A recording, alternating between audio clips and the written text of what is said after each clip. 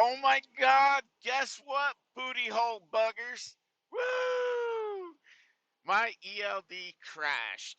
My fucking black box ELD tracking device shit the bed. It's supposed to have lights. See? It's plugged in. You're gonna have to take my word for it because it's plugged in down in the port.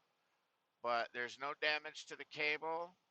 There's no damage to the box. It is plugged in. I've unplugged it to try to reset it, plugged it back in twice. Does not reset, does not turn on. No fucking lights. So for you guys, you non-truck drivers, for you that don't know, ELD stands for electronic logging device. The federal government decided they wanted to micromanage the trucking industry, and they mandated us to all go on electronic logs versus paper logs. But they put a provision in there that when your ELD crashes, you get 8 days to get it fixed. Well, I'm on my way to Nevada. So what does that mean? Well, for some company drivers, that would mean that you're parked until they can get the parts to you to fix it. In my case, the carrier that I'm leased onto or contracted with, they're like, hey, just follow the law. You run paper. So there's my trusty, rusty paper logbook. Plenty of paper logs in there. I only run loose leaf. And now I'm trucking the way that I was built to truck on paper log. So, where I've mentioned it before, on paper logs, I can make miracles happen. And I do it safer. So I sleep when my body's tired and I need to sleep. I sleep. And when I'm awake, I work. And it all balances out in the end. So my brain is able to work this easier on paper than with the electronic logs. I don't know. I mean, I started my shift at 5:30 when I said good morning to you guys. Everything was fine. I look over at the e-log again as I'm going through Mead, and I got the little yellow triangle, and it's telling me there's an error. So I tap the triangle, and it's telling me to connect to the box. So I put the MAC address for the box back in. It's refusing it because it doesn't see it because there's no power to the black box. So I am going old school. Like you didn't get to see it, but my paper map book is over there. You know what? Let's do this. Cruise control. All right, let's do this. There's my my paper map book. See how worn out it is? It's not even old. It's less than a year old, and it's wore the fuck out. So I'm old schooling it today, folks. I'll plug in the addresses when I get close to Vegas to figure out how to get there, because nobody's gonna be What's open. going on up there? I don't know what's going on out there, driver. I don't know. We're doing about 45 mile an hour. Well, son of a bitch, you better get in the hammer lane and drop that pedal there, driver. Don't let that slow you down. Just push them right the fuck out the way.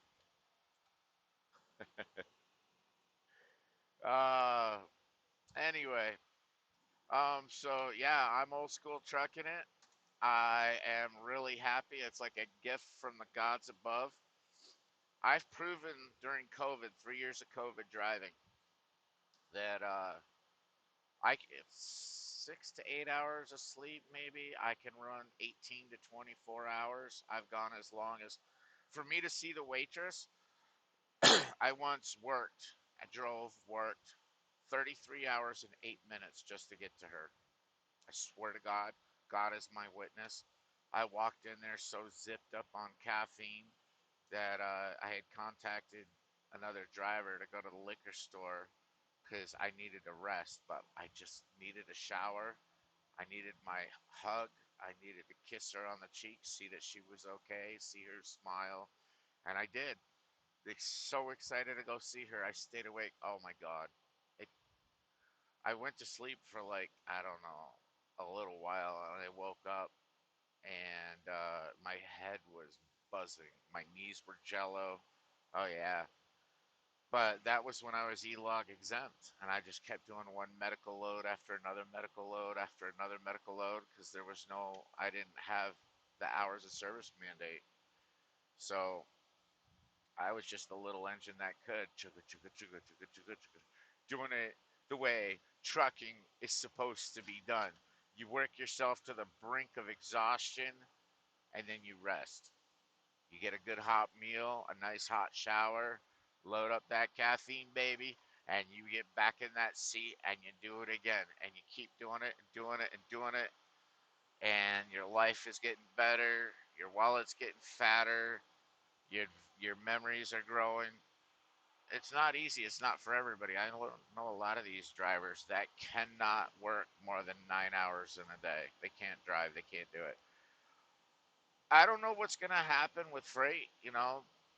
The guys like us that have been out here a while, we're retiring. We're getting sick of this shit. We're fading to black. The incompetence, the brokers, the dispatchers, the laws, the cops, the idiot drivers. More and more of us are just hanging up the keys.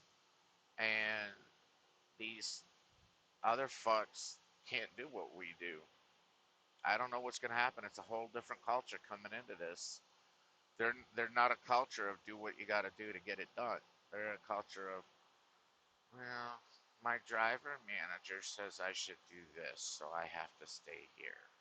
Or my driver manager says we're not allowed to change a headlight bulb. We either drive it as is or we wait for 5 hours for road service to change our light bulb. Folks, that's what the trucking industry is becoming. Instead of teaching these idiot drivers how to change a headlight, they'll make them sit.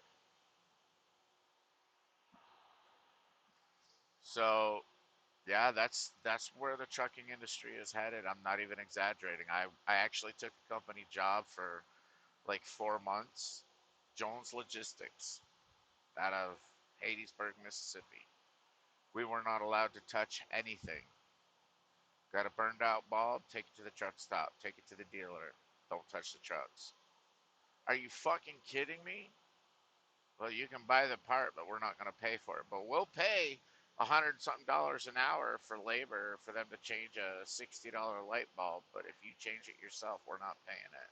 You weren't authorized to do it, and you run the risk of being terminated. Are you fucking kidding me? All right. And then they had this guaranteed minimum pay of 10 hours, and I had worked like a 16 or 18-hour day, and they weren't going to pay me for more than 14. And when I work for somebody, but I go in there into the interview, you pay me what I work. I'm not asking for anything but for my check to match what I did. And they said, well, we can't pay you for that because it's a violation. What are you talking about? You're going to pay me. No, we can't. Or you better get approval. Oh, we didn't get approval. Okay, motherfuckers. I was in, I think I was delivering down by New York City. And I said, okay. So I deadheaded that truck all the way to my house in Wisconsin, loaded my Harley in the trailer. I had a lift deck, a lift gate. I loaded the Harley in, strapped it down, drove it right back to their office in Waukesha, dropped the Harley, fucking turned in the credit cards, the receipts, the paperwork. There you go. You don't want to pay me? You just fucking ate all that fuel for me to come back and give you back your truck. You don't have to pay me, but I don't have to work for you. Anyway, I'm on paper logs, and my day just got way better. Y'all have a great day. God bless America, and fuck the federal government. That's what I got.